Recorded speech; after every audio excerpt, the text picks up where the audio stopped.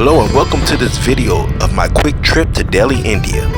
Upon getting picked up at the airport by the best driver in Delhi, Vikash, I was given the requirements needed to drive the streets of Delhi. You need good horn. The second, you need a good brakes. Yeah, that sounds about right. And third one, you need a good luck. All right, bonus third. So I have horn, I have brake. Yeah. I hope you bring good luck. I think the luck is the most important part of it. On the roads of Delhi, and I assume all of India, you will find monkeys and cows roaming freely on the streets. 80% of the people in India practice Hinduism. Cows are revered in the Hindu religion and are considered sacred.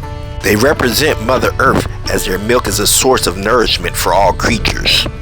That is why there are more than 6 million cows roaming free in the country. Here we have a typical hustle and bustle business district in Delhi.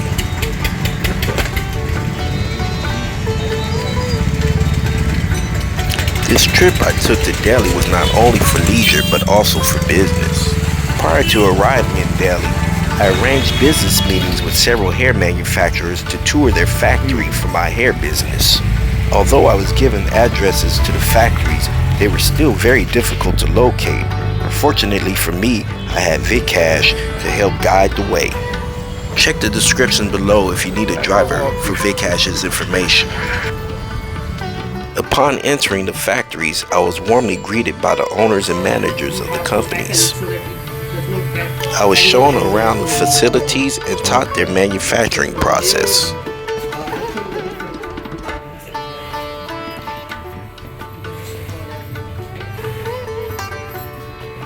I was even given the opportunity to wash and hackle the hair myself.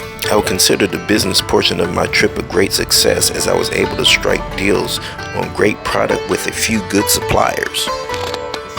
After a long day of wheeling and dealing, it was about time to get something to eat. Although I was famished and saw a plethora of street vendors selling what looked to be some delicious delights, I was advised not to partake in the street food as it may cause an upset stomach to foreigners that are not used to it. My main man Vikash recommended that we go to Sando's restaurant.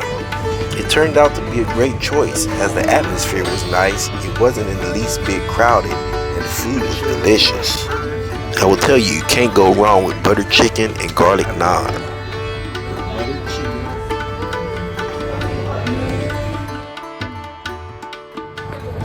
To my surprise, the streets of Delhi were a little bit rough as I did witness a few altercations out there. Ever since watching Slumdog Millionaire, I had a desire to learn Bollywood dance, so I used this opportunity to take a class at the Delhi Dance Academy. The class started with this traditional ceremony. The dance workshop was comprised of learning various styles of dance from different parts of India. This was the Dandiya stick dance.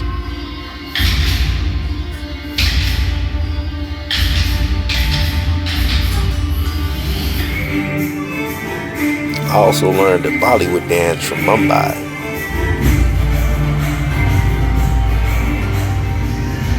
And a dance that was all about getting your drink on. Now it's time to take a look at some of the historical sites of Delhi. We will start with the home of the most famous man ever to hail from India, Gandhi. The Museum of Mahatma Gandhi was officially inaugurated on January 30th, 1961. Gandhi served as a lawyer, politician, and activist in the struggle for social justice and for India's independence from British rule. He was influenced by religious concepts and called for non-violent resistance to British rule. His peaceful demeanor is exhibited by this tranquil garden.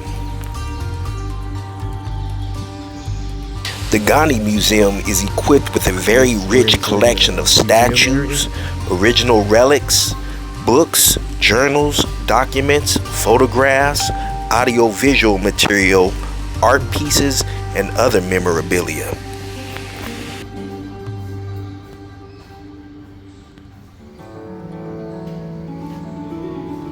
We will now enter the bedroom of Mahatma Gandhi.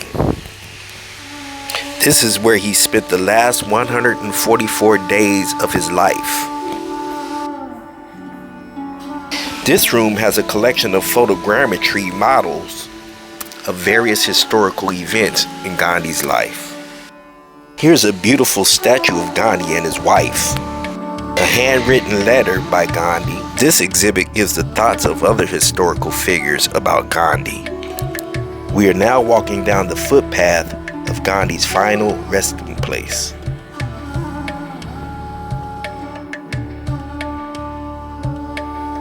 The country of India is filled with religious temples, and Delhi is no exception to that rule.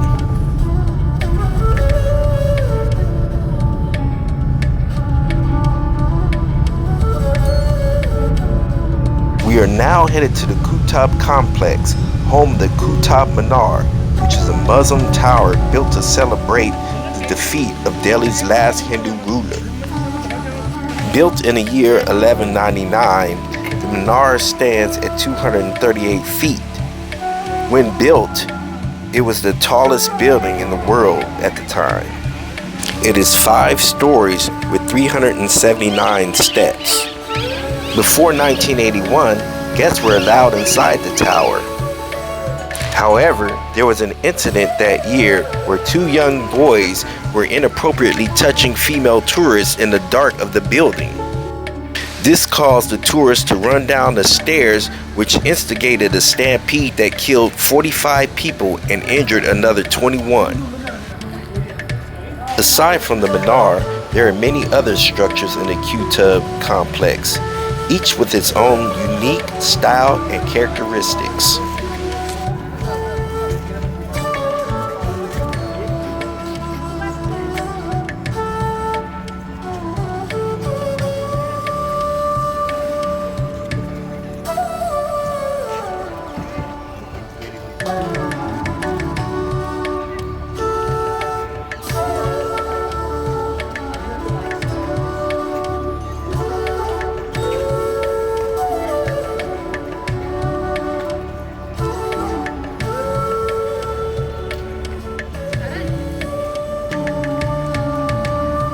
This is the tomb of Imam Zamin.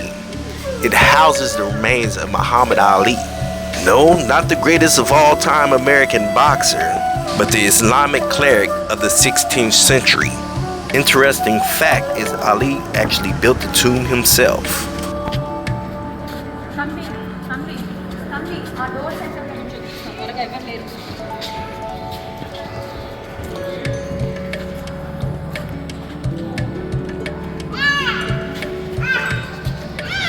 Next, I visited the Baha'i Lotus Temple.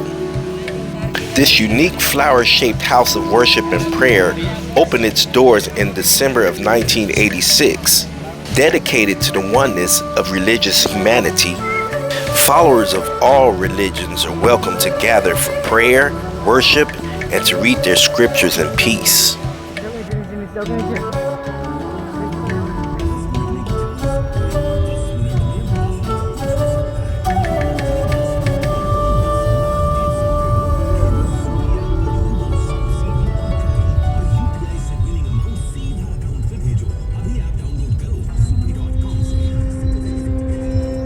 Something that should be on everyone's itinerary when visiting Delhi is to go shopping at one of the local markets.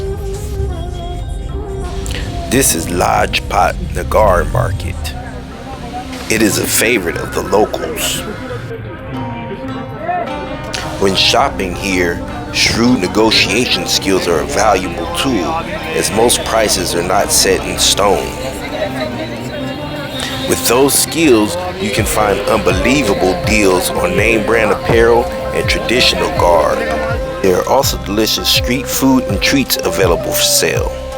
Due to how populated Delhi is and the lack of space, parking garages are designed with 2 tiers to maximize that space. Automobiles are lowered and raised on these car lifts.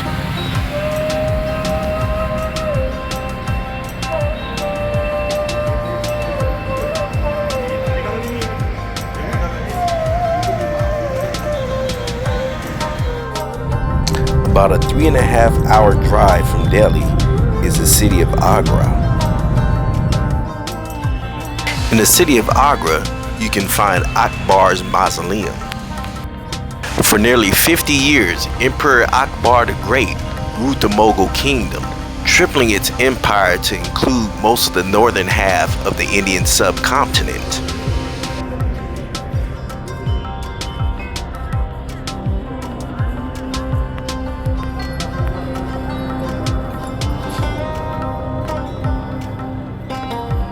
Within the complex, you're bound to see monkeys galloping about.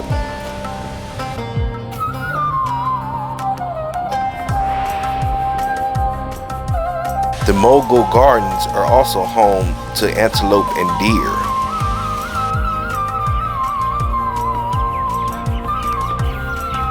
The complex features a marvelous sandstone and marble tomb with striking marble inlay in a variety of colors.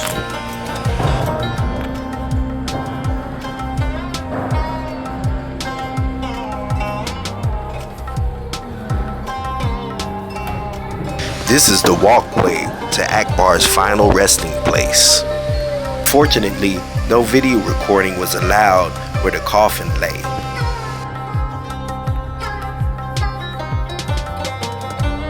Akbar's mausoleum was impressive, but the main attraction of Agra and the entire country of India happens to be one of the 7 wonders of the world.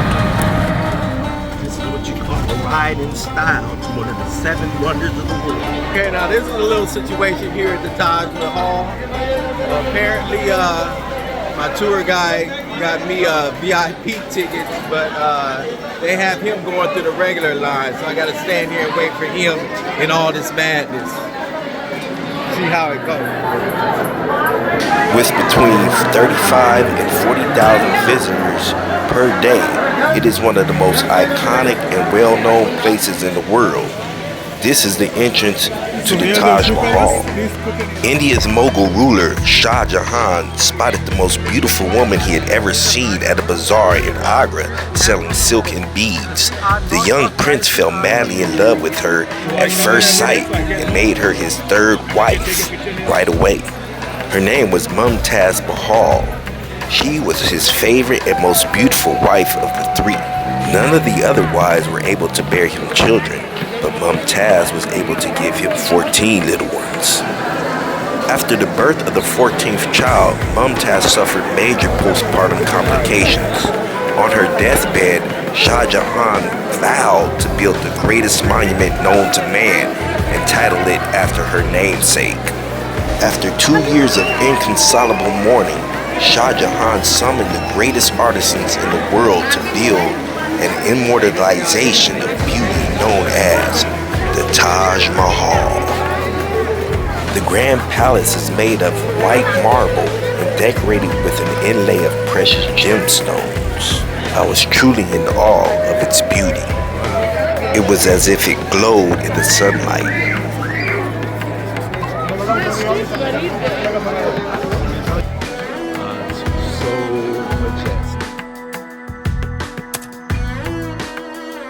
What a wonderful place for a photo shoot.